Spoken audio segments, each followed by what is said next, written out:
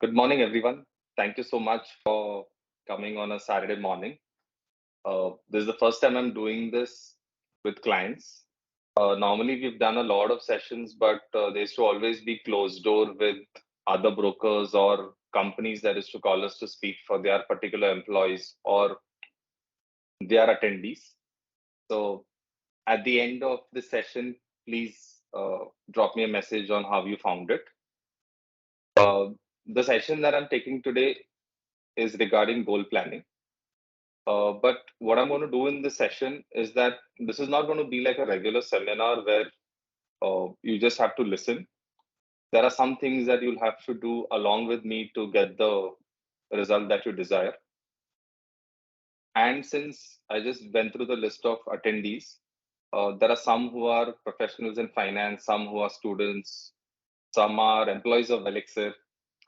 So I am not assuming that you have any preset knowledge. So I will not be using technical jargons. I'll be taking it at a very basic level. At the end of this session, I want you to have the answers to 4 questions. First is, why do we need goal planning? How do you start with it? How do you monitor it? Once you start, how do you keep monitoring it? And then what are the things that you should not do? The first, before we get to the actual session, for those who don't know about us, uh, we at Elixir specialize in 3 verticals, that is insurance, investments, and tax. And we provide a 360 service from advisory to execution. And our investment philosophy is that you are a unique person, so are your goals and requirements. So your plan is obviously based on you rather than the products. A little bit about our stats. We are currently in our 32nd year. We currently represent around 3,000 families. We oversee annual investment of about 25 crore, and the asset under our advice right now is close to 560 crore. The first and most important question is, why do we need this? The whole point of this session is that why do we need goal planning? Or why is goal planning such an important part of your financial plan? Let's take a very simple portfolio and see how it performs over the years. Let's say I start doing a simple SIP of 50,000 today, and I say I'm 25 years old, I'm going to do this till I'm 50 years. And I don't expect insane returns. I'm more than happy with like a 12% return. So in the first 5 years, my portfolio will be worth 40 lakh. By the time it's the 10th year, my portfolio will be 1.1 crore. 15th year, it will be 2.3 crore. 20th year, 4.6, and 25th year, 8.5. Now, what you observe in this is that obviously every 5 years, the portfolio doubles.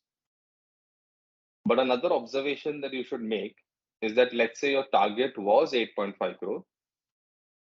50% of the entire amount came in the last 5 years. On the other hand, let's assume you continue doing the same thing for 25 years. But in the 10th year, you had some requirement of, let's say, I want to buy a house, or somebody needs money. I had a medical emergency. I want to do a holiday, or something of that sort comes in the 10th year, and you end up withdrawing your 1 crore. But you don't stop your monthly savings. You keep it on as it is. At the end of 25 years, you're at 2.3 compared to an 8.5. To see it in terms of graph, this is the difference. Because what happens is, we time and again must have read this statement on Instagram or LinkedIn, or so many of the financial influencers keep saying this. Time in the market is more important than timing the market. For a very simple reason that the graph of compound interest is exponential. It's not linear.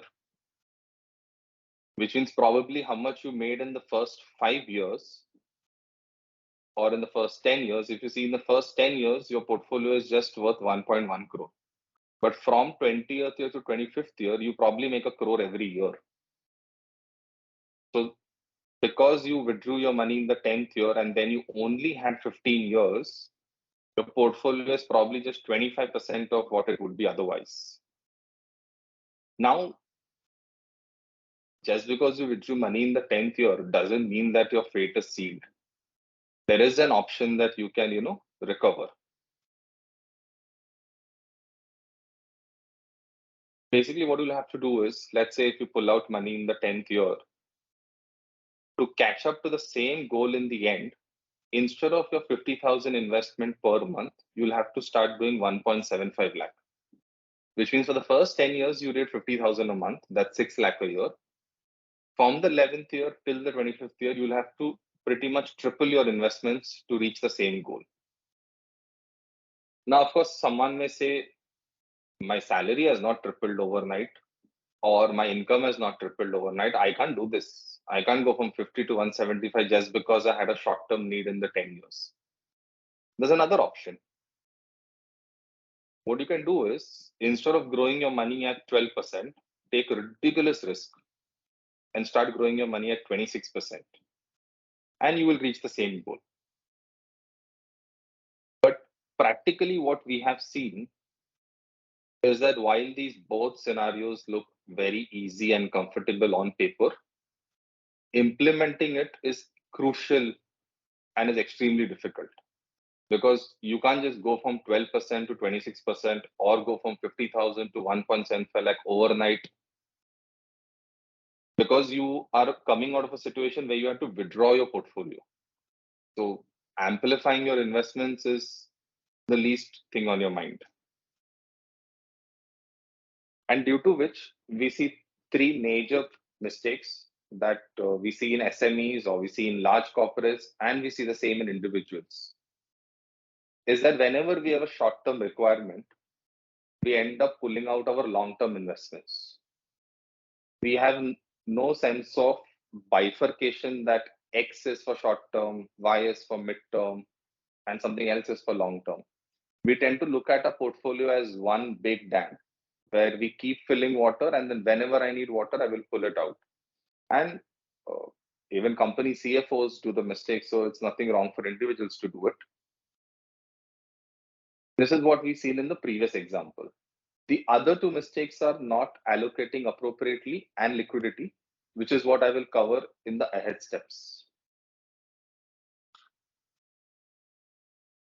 Since this is going to be an interactive session, is there anyone who has a doubt with respect to why do we need goal planning based on the previous example? I will take the liberty of assuming no if no one answers. Okay, I guess either I'm a very good teacher or you all are very good students. Investing is very simple, but it's not easy because it is that simple. Things that are very simple in life are very easy to follow, but also very easy not to follow. Once we have understood that why do we need to do goal planning, we actually get to the part of how do we start. So we're going to do a very simple exercise wherein probably if you have a pen or a paper or on your phones itself, I want you to think everything about yourself, about your goals, about your future, and write down your top three financial goals. And as much as possible, write goals that have some financial element linked to it. Like, for example, if your goal is to spend more time with family, write it in this sheet if it has some financial implication in your life. So write down three goals that have some monetary value to you and your future. And probably one of you can tell me when we're done, or I'll just keep a timer for 2 minutes.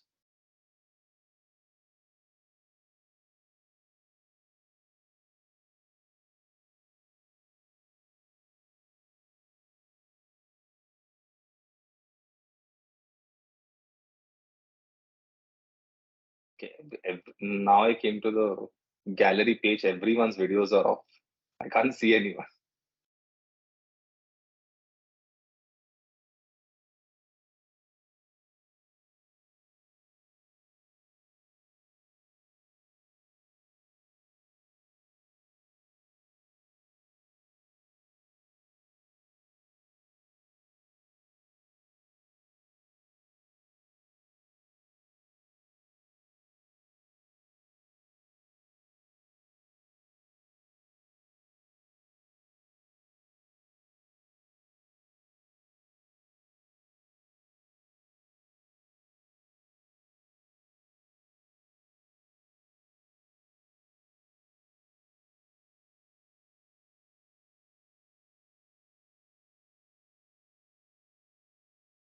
Are you all done with your top three goals?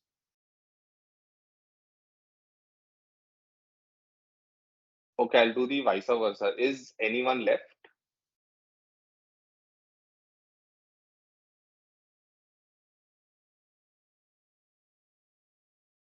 Either you can put it on the chat or unmute yourself and tell me if you're still left to write your top three goals.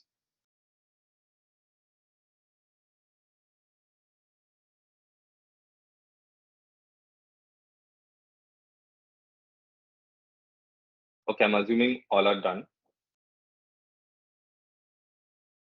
Now, what happens with our goals when we write, when we're instantly told to write our top three goals? There is a significant influence of what has recently happened in our life. When I did this exercise for the first time uh, with a psychologist from Morningstar, I had just come the previous night from a housewarming party. So instantly, my goal was to buy a fancy house. We tend to have a lot of short term influences based on what we think currently. Like if you've come from a nice housewarming party, your goal may be to buy a nice house. Or if your friend has just bought a beautiful car, your goal may be to buy a car. Because we have a lot of short term influence of endorphins or what we think makes us happy. So we'll just do a cleanser and we will do the next step. In step two, what I'm going to do is I'm going to give you a list of goals and you have to pick up top three from that list. So you've already mentioned what your top three are based on your general thinking. Now I want you to pick up three that are from this list.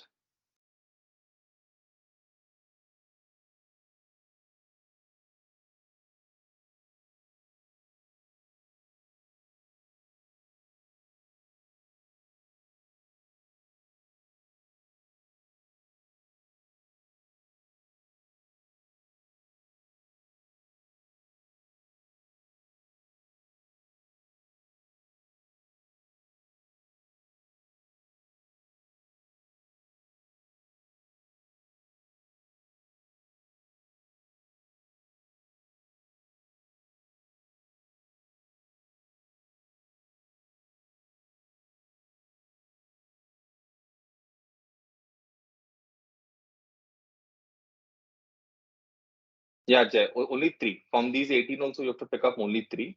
And you have to write it in the same way. You have to write it in the order of your priority among these 18 also.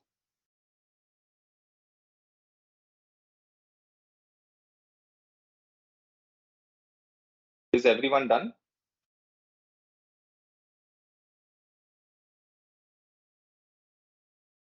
Okay, only Jay has message. Okay, I'll give it another minute and then we'll go to the next step.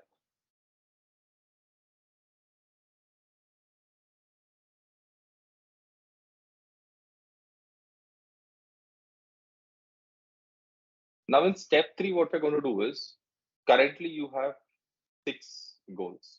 You have three that you wrote by yourself, and you have three that you wrote from my master list. From the six, I want you to again pick up three and write it in the order of your priority. From the six, you can pick up any three and you can put them in any order of priority. And those will be your top three goals.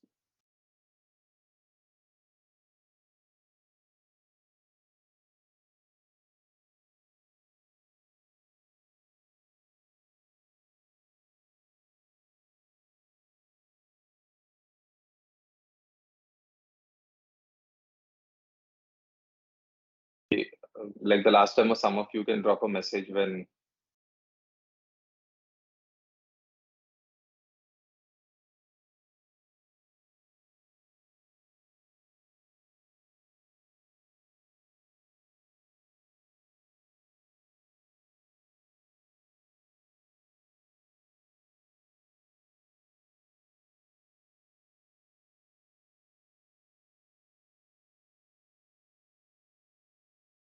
Okay, we have two done.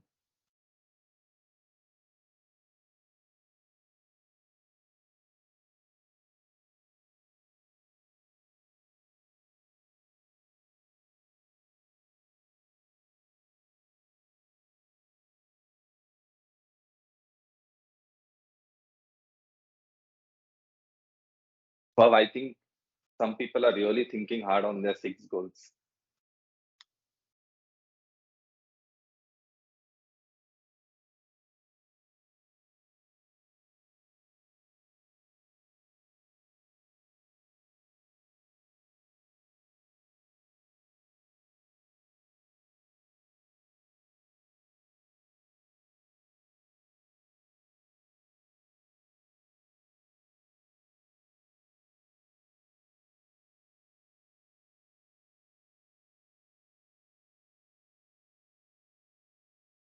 Okay, I guess all must be done by now.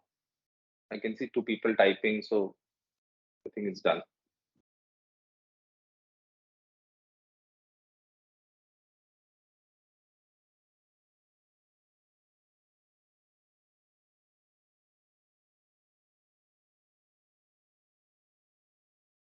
There's a fourth step, and this is an optional step. If you feel ki I have put three goals just because you told me three goals, it's lagging. Okay.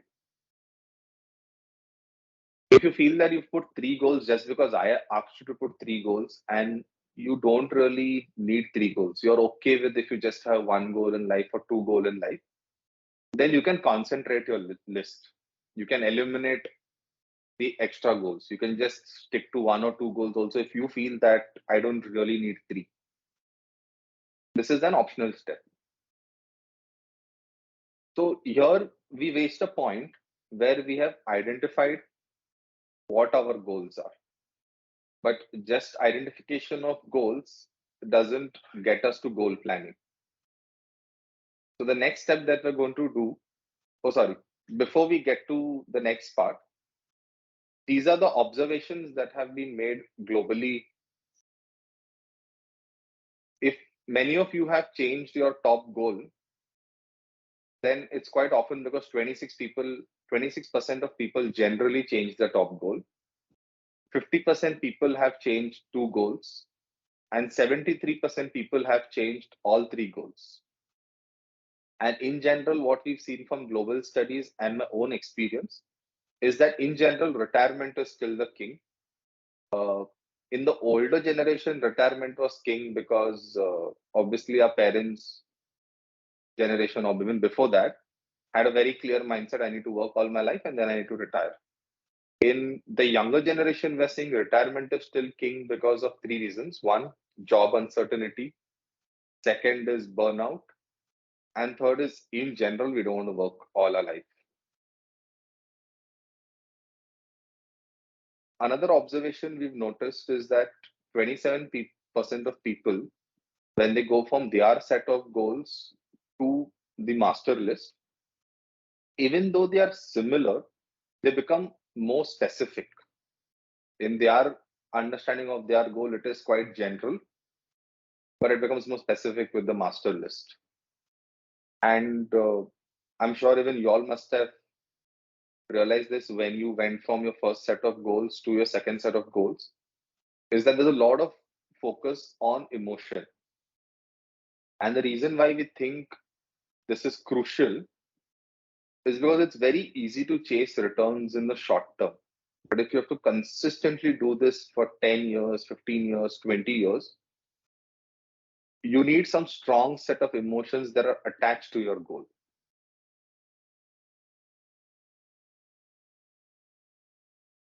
In conclusion, we've seen that emotional component is what is going to define your financial goals. And the more personalized it is, the more detailed it is, and the more grounded to your emotions the list is, the better you end up performing in the long run. Now that we have a list of goals ready, we need to specify them or we need to quantize them. Let's say if my goal, I've taken an example here, was to buy a house. Now I need to specify what it means. So I specified like it's a 4 BHK house in Santa Cruz. I need to also mention what amount it is. So let's say this house cost rupees 6 crore today. Then I need to define my timeline. That is, I want to do this in 10 years. Till this stage, most goal planning sessions and seminars or guidelines are till here, where you put your goal, you put the specifics, you put your amount, and you put your timeline. But what you need to add to it is the flexibility, and flexibility in both time and amount, which means let's say 10 years down the line, if things are not correct with my portfolio or market is down, things like that, do I have the capacity to make it into 12 years? Can I wait 2 years or can't I wait? If I can wait for some time, then I'm flexible with my time. On the other hand, let's say after 10 years, instead of 6 crores, I probably have 3 or 4 crores ready. Am I ready to be flexible with my amount? Which means, am I ready to be flexible with instead of 4 BHK, am I willing to come to a 3 BHK? If my answer is yes, I'm flexible with my amount. If my answer is no, I'm not flexible. Like this, when you mention each of your goals, there is no set definition whether that it is time or amount flexible. The flexibility is solely dependent on you. And then based on this flexibility and the factors before it, you could conclude that what sort of instrument should be used to reach the goal. Like, for example, if someone says, I need to get married in 2 years and I don't have time flexibility. If the market is doing bad, I cannot say I'll not get married and get married in the third year. So my time flexibility is zero. Amount flexibility, yeah, theek hai. If I market is down, I'll have a 200 people wedding. If the market is up, I'll have a 400 people wedding. Then I'm amount flexible. If I say no, I'm not amount flexible also. Whether whatever happens in the equity market, I couldn't care less. I need to have a 400 people wedding, and I need to have it in 2 years' time. Yes, Kannu?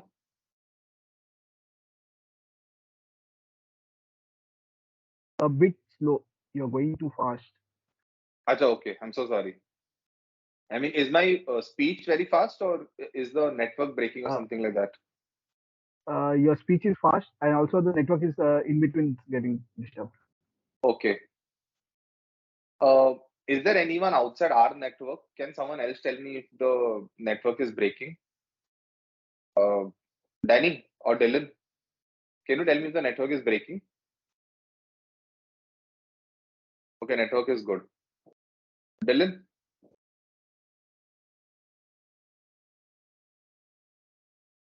Okay.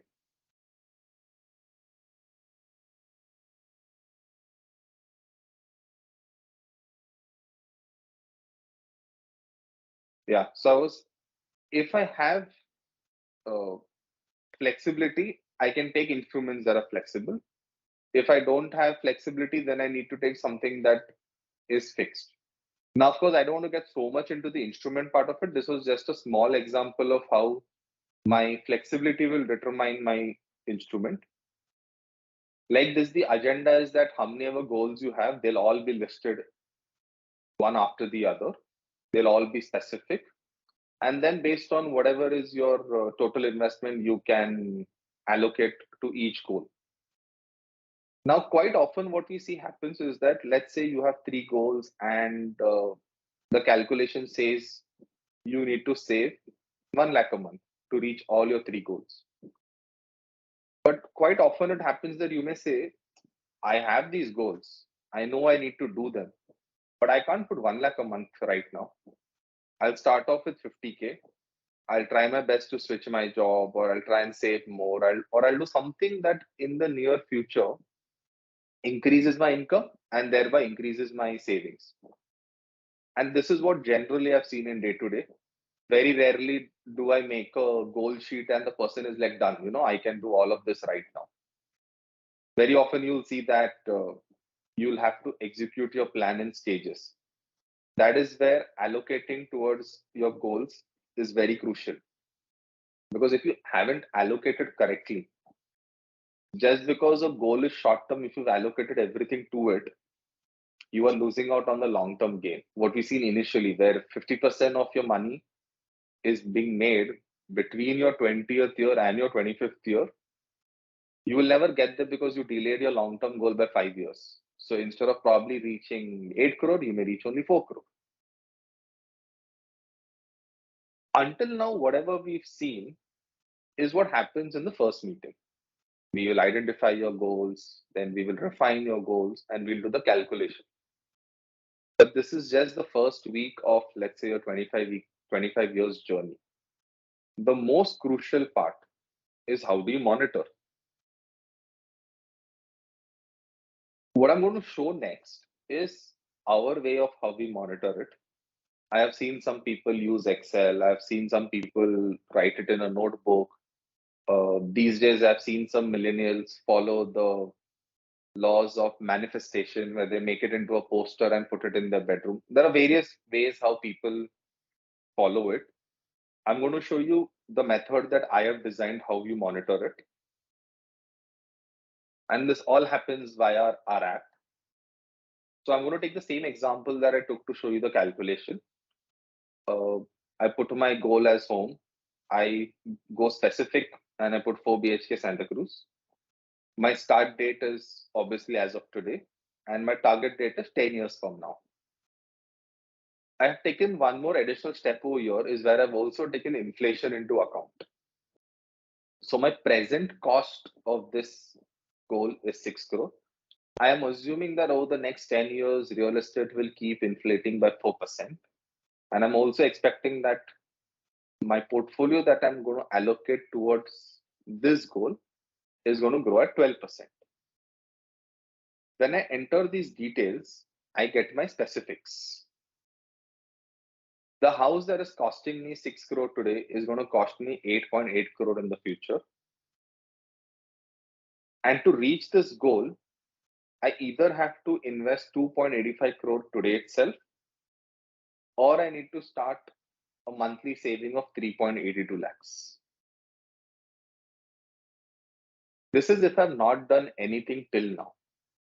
But I've taken some samples that I already have some funds that I've already invested in some place. So when I take those into account, my system tells me that I need to reach 8.8, but with what I've currently done and how much I'm currently saving, I'm anyways going to reach 4.7. Which means now what I need to do is that either I need to put 1.53 additional, or I need to save only 2 lakhs a month. And this figure will constantly keep changing because you have expected your portfolio to grow at 12%. But that could not be the reality. Maybe 1 year COVID came and market took a big hit. I need to put up more. And then 2021 market shot up crazy. I need to put far less. So this is going to be a dynamic monitoring where every day the number changes. Eventually, when you put multiple goals, you'll have a sheet like this. The agenda of this sheet is very simple. Every time you get a bonus or your savings increase or your income increases, you will just come to this sheet and see where in how much lag I have in each of my goals. So I know that with my current what I'm doing, and I still need to put 1.5 crore here, or I still need to put 2.5 lakh a month here. So then I'll add another 20K here, or I may put 10 lakhs here. And by doing this, I'm monitoring each of my goals. One thing that I missed is the way we've built our system is that regardless of what your asset is, whether it's mutual fund, share, bond, fixed deposit, gold bars at home, cash kept under your pillow, land, another flat you've bought, an insurance policy, it doesn't matter what asset it is, you can attach it to your goal and it will be accounted for. So it is not like only my mutual fund SIP or only my shares will be counted. Anything that you think has economic value and can be considered an asset can be considered toward your goal planning.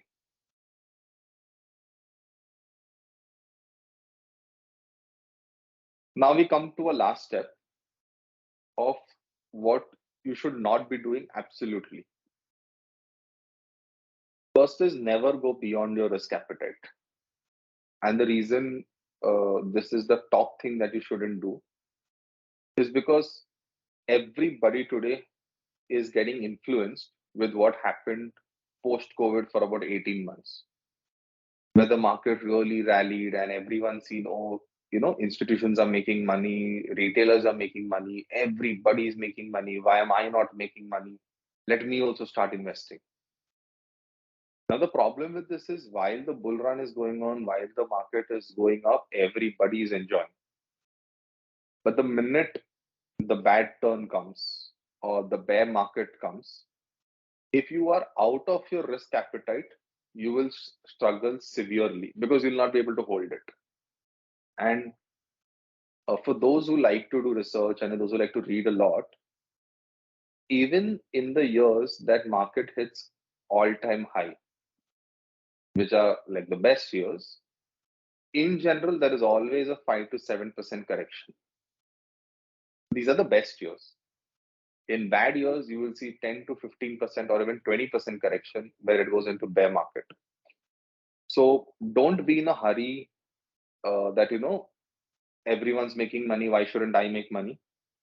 Stick in your risk appetite and over time, build it. Uh, 7, 8 years ago, when clients came to us, I used to always see that, they first start with bonds, then they go to mutual funds, then we got them into PMS, then into stocks, then into higher risk portfolios. Today, what we see with a lot of youngsters is they want to first start with the highest risk and then keep coming lower and lower. This only works in a bull market. If a bear market comes, you'll be eaten alive. Don't copy others. It's obvious because from whatever we've seen now until now in the presentation, it is obvious that your plan or your investment portfolio is solely designed for you. This is not like going into a mall and being like, oh, I'm a size 42 or I'm a size 44. Even you're a size 44. If a t-shirt fits you, it fits me. This is a proper tailor-made suit for you, bespoke. It will only and only match you and fit you. In the short term, yes, everyone right now likes focusing on CAGR, but we've seen far too many examples of how chasing CAGR has caused people to miss their goal. To explain this in a better example, our corpus or our portfolio, what we say, is like planting a seed and then watering it for the next 20-25 years. Initially, we see that, oh, it's a tiny plant. Until the first few years, it's just a plant. And then suddenly it starts shooting. And then in 20-25 years, we see it's a massive tree under which I can sit and it protects me against the sun. It makes me feel safe. And I can see how it has grown. That's my portfolio. But my portfolio is not what I eat. I can't chop my tree and eat it. If I start chopping my tree and using it as wood fire, it's going to die out very soon. What we eat are the fruits on the tree. So whenever you plan your investment portfolio, don't just look at, oh, I just want to maximize my returns. Sure, if you're the kind of person who doesn't have any goal, like we see a lot of people who are retired, or we see a lot of youngsters who don't have any goal. They're just like, this is just spare money. I want to grow it. Then correct. Then your focus is only on return. But if you have defined goals, then rather focus on the goal than focusing on what returns it is generating. Because in the end, what returns you made and what your portfolio is basically for your once a year review meeting. What's going to give you happiness is whether the money that you made has been put to application in a way that you wanted it. And that will determine whether you're happy or no, not really your returns. And in general, this is what we've been saying forever: save before you spend, and be wise with your money, because money has one simple rule that whatever you save today will help you tomorrow. And this is the end of my presentation. I think we can have a quick Q&A right now.